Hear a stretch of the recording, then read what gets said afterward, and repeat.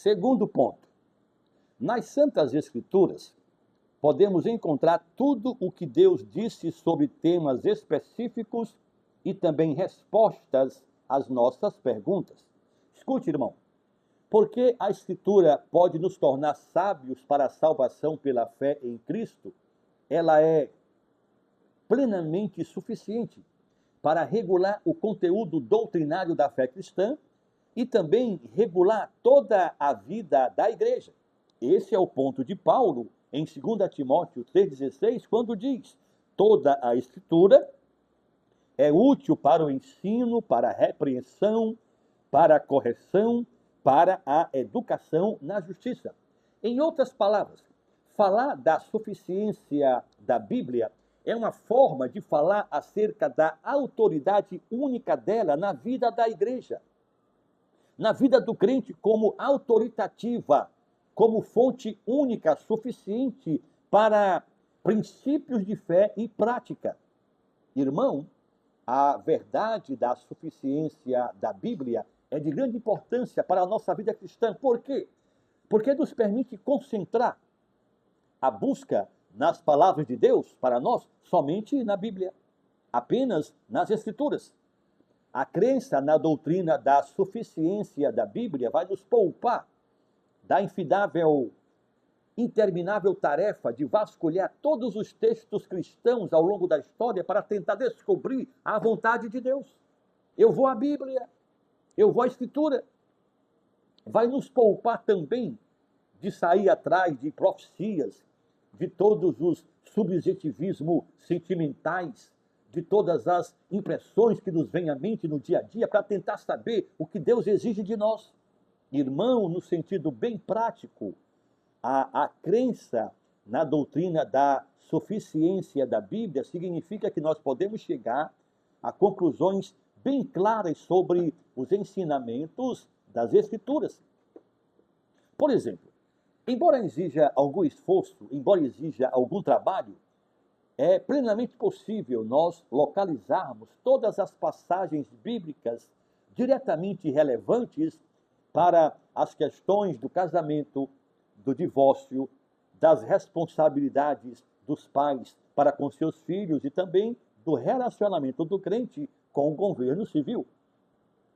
Em centenas de questões éticas, morais, doutrinárias, o ensino bíblico sobre a suficiência das Escrituras nos dará confiança de que sempre seremos capazes de encontrar aquilo que Deus exige que pensemos ou façamos nessas situações.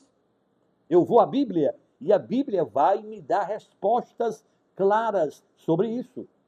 Simplificando, a doutrina da suficiência da Bíblia nos diz que é possível estudar a Bíblia e encontrar resposta para as nossas dúvidas. Aleluia! Terceiro ponto da nossa aula. Na história da redenção, irmão, o conteúdo da Bíblia é plenamente suficiente. A doutrina da suficiência da Bíblia implica que o homem não pode acrescentar nenhuma palavra àquelas que Deus já falou. Além disso, implica que, na verdade, Deus não falou à humanidade outras palavras que ele exige que creiamos ou observemos, além daquelas que temos hoje na Bíblia Sagrada. Tudo o que Deus quis nos dizer está na Bíblia. Tudo aquilo que Deus quis nos revelar, por enquanto, está na Bíblia. Para o crente de hoje, as palavras de Deus que temos no Antigo e no Novo Testamento são plenamente suficientes. Escute, irmão, depois da morte, ressurreição e ascensão de Cristo, depois da fundação da igreja primitiva, segundo aquilo que temos no Novo Testamento, depois da reunião dos livros do cânon do Novo Testamento, não ocorreram na história ações divinas redentoras, nenhuma. O que é que significa isso? Significa que não recebemos novas palavras de Deus, além daquelas que nós temos na Bíblia. Tudo, repito, tudo que Deus quis que soubéssemos sobre salvação está na Bíblia. Preste atenção. Esta é a razão pela qual nós podemos citar textos bíblicos para demonstrar que o princípio da suficiência da Bíblia, da revelação de Deus para o seu povo em cada época específica, continua o mesmo. Nesse sentido, os textos que falam sobre essa suficiência, tanto no Antigo como no Novo Testamento, são diretamente aplicáveis também hoje. Por conseguinte, alguns textos que eu vou passar a citar se aplicam também a nós. Deuteronômio 4:2 está escrito: nada acrescentareis à palavra que vos mando, nem diminuireis dela, para que guardeis os mandamentos do Senhor vosso Deus, que hoje vos ordeno. Deuteronômio 12:32. Tudo o que eu tenho te ordenado, observarás. Nada lhe acrescentarás, nem diminuirás. Provérbios 30, versículos 5 e 6. Toda a palavra de Deus é pura. Ele é escudo para os que nele confiam. Nada acrescentes às suas palavras, para que não te repreenda e sejas achado mentiroso. Apocalipse, capítulo 22, 18, 19. Eu, a todo aquele que ouve as palavras da profecia deste livro, testifico. Se alguém lhes fizer qualquer acréscimo, Deus lhe acrescentará os flagelos escritos neste livro.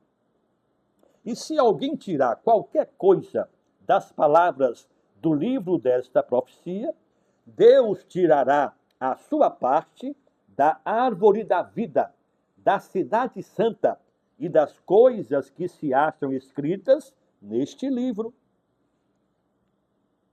Quarto e último ponto: as aplicações práticas da doutrina da suficiência das Escrituras.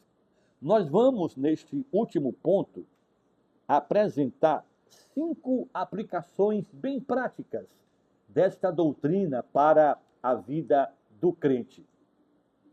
A primeira destas aplicações é que a suficiência das Escrituras deve nos incentivar a descobrir aquilo que Deus quer que pensemos e façamos.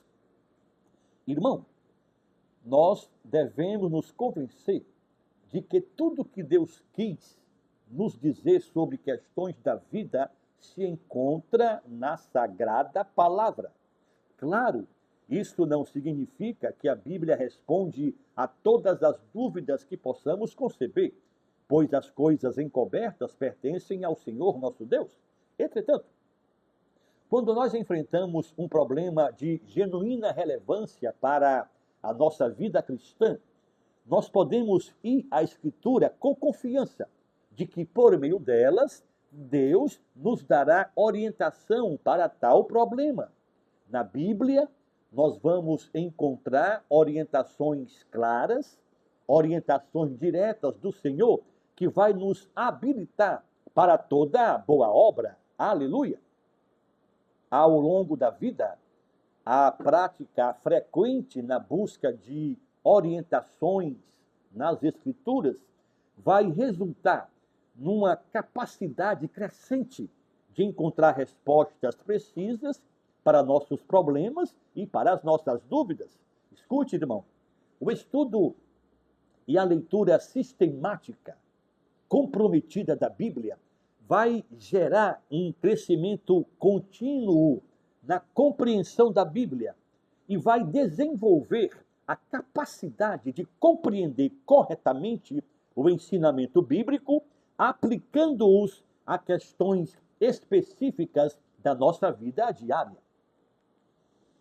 Uma segunda aplicação prática é que a suficiência da Bíblia nos lembra de que não devemos acrescentar nada à Bíblia, nem equiparar algum escrito a ela. Este princípio é descaradamente violado por todas as seitas.